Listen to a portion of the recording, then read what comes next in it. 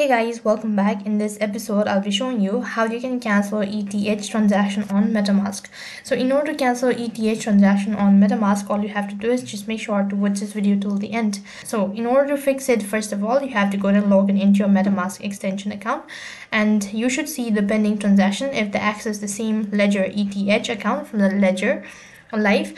And then you need to go ahead and click on the speed up button located right at the bottom. Now you'll need to check the detail, that is the gas price, gas limits, and the profit fee. Normally Metamask will pre-fill those with the settings on the current network state, so you can just continue without ending this.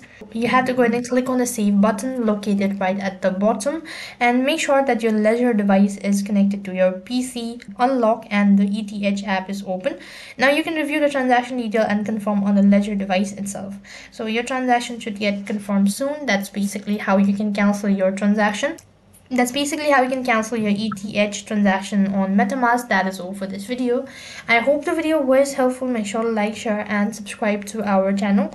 Thank you for watching. See you in the next video.